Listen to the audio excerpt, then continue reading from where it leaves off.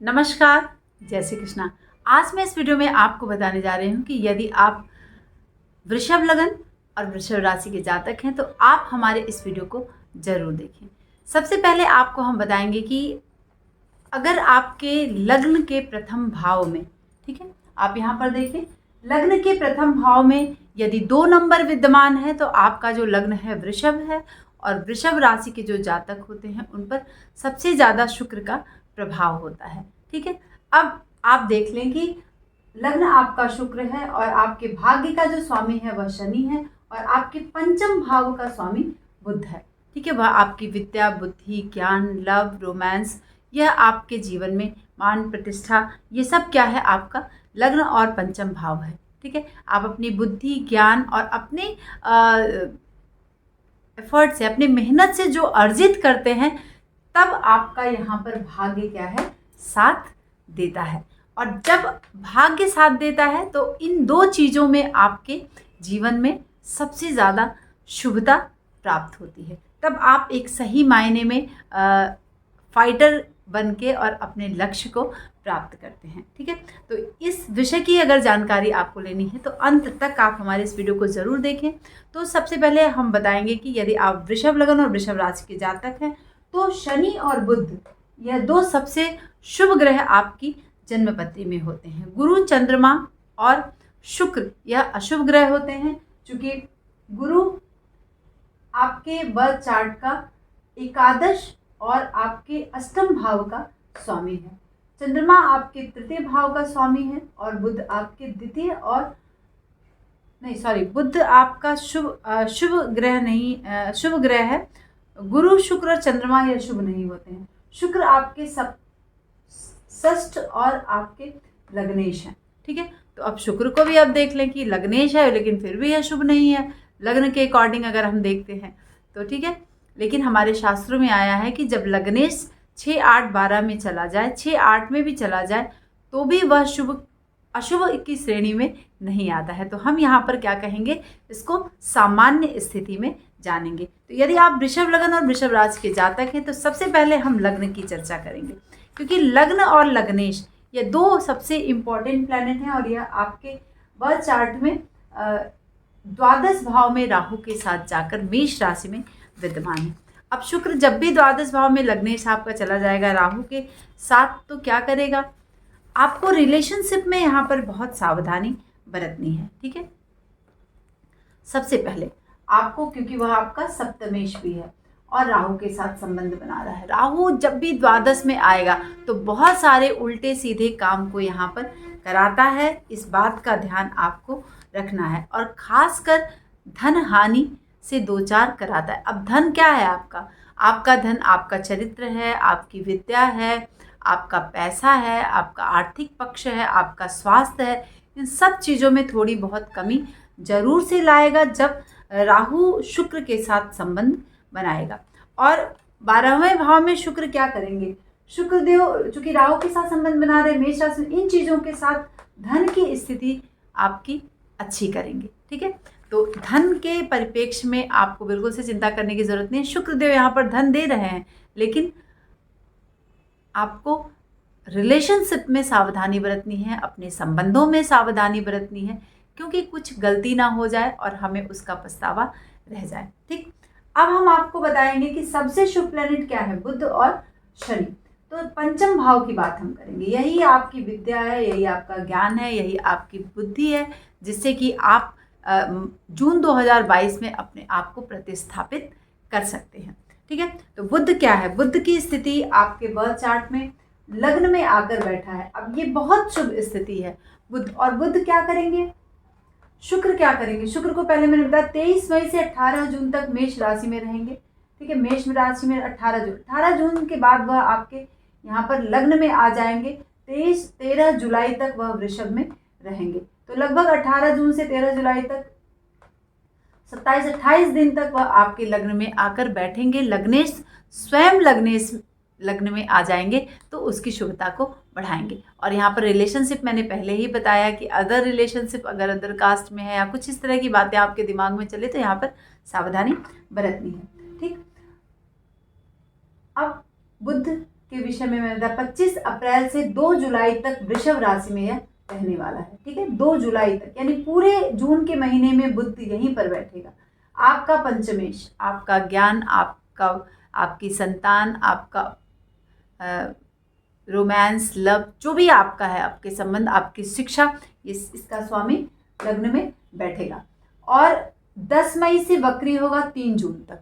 ठीक, 10 मई से 3 जून तक वह वक्री रहेगा और उसके बाद 14 मई से 3 जून तक वह मार्गी होगा और अस्त भी रहने वाला है। ठीक है, तो यहाँ पर आपको ध्यान देने की ज़रूरत है, चूँकि लग्न में जैसे ही बुध आएगा आपके विचार अच्छे हो जाएंगे, है ना, लेकिन चंचलता कुछ बनी रहेगी जिस पर आपको सावधानी बरतनी है उन चंचलता को लेकर, क्योंकि कहीं जब ज़्यादा चंचलता बढ़ती है तो हमें क्या करती है, वो 2-4 कराती है, कुछ उल्टे सीधे दिमाग में चीज़ें ना आए। विचार अच्छे रखिए और उसकी शुभता का लाभ उठाइए। पूरे महीने जून 2022 यानी 3 जून तक वह रहने वाला, 2 जुलाई तक रहने वाला है। तो यहाँ पर आपको बहुत ज़्यादा अच्छा बुद्ध देने जा रहा है। इन सब चीज़ों, कोई भी पछतावा आपके साथ नहीं, कोई भी मित्र आपके साथ धोखा नहीं करेगा और जो भी काम आप करेंगे वह बहुत ही बुद्धि से, विचार से, अपने लेखन कला को आपको आगे बढ़ाना है। अगर आप कुछ लिखने का काम करते हैं तो फटाफट ये महीना, जो पूरा 1 महीना बुद्ध ने दिया है आपको, इसमें आप अच्छी अच्छी किताबें लिख सकते हैं, कुछ कहानियाँ लिख सकते हैं, कुछ अपने सब्जेक्ट से रिलेटेड चीज़ें लिख सकते हैं। ठीक है, अब हम शनि के विषय में बताएंगे। शनि क्या है? शनि 29 अप्रैल को वह कुंभ राशि में आ गया है और आप देखिए कि भाग्येश जो आपका है वह केंद्र, त्रिकोण का स्वामी केंद्र में आकर स्थित है। शनि 29 अप्रैल को कुंभ में प्रवेश कर रहे हैं और 5 जून को क्या है, वक्री हो जाएंगे और 23 अक्टूबर तक वक्री रहेंगे। अब शनि देव पूरे महीने आपके वक्री रहने वाले हैं, है ना। जून के महीने में 5 तारीख से जैसे ही वक्री होंगे तो वह आपके भाग्येश में आ जाएंगे। ठीक है, इसके प्रभाव को देने लगेंगे। तो भाग्येश और दशमेश का प्रभाव शनि वक्री होकर आपको प्रदान करेंगे, उसकी तीव्रता बढ़ जाएगी, यानी आपके भाग्य की चीज़ों को वो बढ़ा देंगे। लेकिन चूंकि बाधक भी है, आपके नवम भाव का स्वामी, है ना, तो यहाँ पर शनि से रिलेटेड चीज़ों का उपाय आपको करना है। आपको जप जरूर करना है या फिर हनुमान जी की आराधना आपको करनी है, जिससे कि शनि की शुभता आपको यहाँ पर मिल सके, जो वक्रत्व का प्रभाव है उससे आप बच सकें। ठीक है, और शनि दशम में बैठकर आपको थोड़ा बहुत जो चीज़ों में जो वक्री होगा तो पैसे का पक्ष है जो, उन सब चीज़ों में थोड़ा सा आपको डिस्टर्ब कर सकता है, लेकिन फिर भी आपको ये शुभता प्रदान करेगा ही करेगा। ठीक है, आपकी कीर्ति बढ़ेगी, आपका यश बढ़ेगा। आप अगर बहुत दिनों से ट्राई कर रहे हैं अपने बिजनेस में, व्यापार में, नौकरी में या फिर राजनीति, किसी भी पक्ष में जो कार्य आप करते हैं उसमें तरक्की मिलने के पूरे चांसेस आपको यहाँ पर हैं। व्यवसाय में थोड़ा लाभ होगा, चुनाव की स्थिति में आपको जीत मिलेगी और इसकी शुभता आपको मिलेगी। विदेश यात्रा की संभावना शनिदेव यहाँ पर बनाएंगे। नौकरी या फिर व्यवसाय में परिवर्तन करेगा, जैसे ही वक्री होगा वह विदेश योग बना देगा। अदालत के निर्णय अनुकूल होंगे, धन आपको मिलेगा। बड़े लोगों से आपका परिचय बढ़ेगा, जिससे कि आप अपने काम को उनसे करा सकते हैं। शेयर बाजार, सट्टा, लॉटरी, इन सब चीज़ों में लाभ शनिदेव आपको यहाँ पर कराएंगे। ठीक है, तो ये स्थिति, शनि वाली स्थिति बड़ी ही अच्छी है। पंचमेश, और आप देखिए कि वृषभ लगन और वृषभ राशि के जो जातक हैं उनके लिए उनका पंचमेश और उनका भाग्येश, ये दोनों केंद्र और त्रिकोण में के प्रभाव को और उसकी शुभता को आपको प्रदान कर रहे हैं। तो बहुत ही अच्छी स्थिति है जून 2022 में। बस थोड़ा सा शनि जब वक्री होगा उसमें आपको ध्यान देने की ज़रूरत है, और चूंकि बुध भी अस्त होंगे, कमज़ोर स्थिति में आएंगे, तो आपको बहुत संभल के चीज़ों को करना है। बाकी सब अच्छा है, वह अच्छा ही देने जा रहे हैं। उसके बाद हम चर्चा करेंगे कि मंगल की स्थिति क्या है। मंगल आपके सप्तम भाव का स्वामी है और आपके व्यय भाव का स्वामी होकर वह एकादश में बैठेगा, मीन राशि में, और गुरु के साथ। तो एकादश भाव में जब भी मंगल बैठेगा तो आपको क्या प्रदान करेगा? मंगल शुभता ही शुभता प्रदान करेगा। ठीक है, आपको थोड़ा सा अपने चीज़ों में, जैसे अगर आप सप्तम भाव, चूँकि सप्तमेश है, पति पत्नी के संबंधों में थोड़ी सी उग्रता का भाव हो सकता है ना, और उससे आपको थोड़ा सा सावधानी बरतनी है। बाकी मंगल आपको लाभ प्रदान करेंगे। चूँकि मंगल 17 मई से 27 जून तक मीन राशि में रहेंगे और 27 जून को वह मेष में जाएंगे, तो पूरे महीने लगभग मंगल आपके एकादश भाव में रहेंगे। तो यह शुभता आपको धन स्थिति आपकी अच्छी करेगी, आपके कार्य क्षेत्र में उसकी शुभता को बढ़ाएंगे, चूँकि यह एकादशेश के ही साथ बैठे हैं, लाभेश के ही साथ विद्यमान है। अब क्या स्थिति है आपके बर्थ चार्ट में सूर्य की? सूर्य आपके चतुर्थ भाव का स्वामी है और वह सूर्य 15 जून को मिथुन में प्रवेश कर जाएगा। चतुर्थेश जो है वह द्वितीय भाव में जाकर विद्यमान होगा। तो जब द्वितीय भाव यानी धन भाव में सूर्य की जब स्थिति बनेगी तो आपको क्या प्रदान करेगा? अब आपका चतुर्थेश है और द्वितीय भाव में बैठेगा तो काम अचानक से पूरे हो जाएंगे। आपको ऐसे लग रहा होगा कि चलो बहुत देर अभी हम सोच ही रहे हैं, अचानक से वह काम क्या है पूरा हो जाएगा। लोगों पर आपका प्रभाव रहेगा, मन आपका प्रसन्न रहेगा। थोड़े से आपके विचारों में एक जो अदर मेल है तो फीमेल के प्रति, फीमेल है तो मेल के प्रति एक अट्रैक्शन बढ़ सकता है। ठीक है, घर में कुछ अड़चने आ सकती हैं। सट्टा लॉटरी आपको बिल्कुल नुकसान दे सकता है, नहीं खेलना है। ठीक है, आँखों में थोड़ी सी रेसेस या फिर कुछ कष्ट हो सकता है, इसके लिए आप अपने डॉक्टर से कंसल्ट जरूर करें। लोगों से झगड़े की संभावना बना सकता है ना, लेकिन फिर भी अंततोगत्वा आपके मन को प्रसन्न रखेगा और काफ़ी कुछ प्रभाव आपको दिखेगा। सूर्य का द्वितीय भाव में बैठा है जब वह चतुर्थेश होकर। उसके बाद हम चर्चा करेंगे शुक्र की। अब शुक्र की तो मैंने पहले बता दिया कि लग्नेश क्या है। ठीक है, बुध के विषय भी मैंने बता दिया।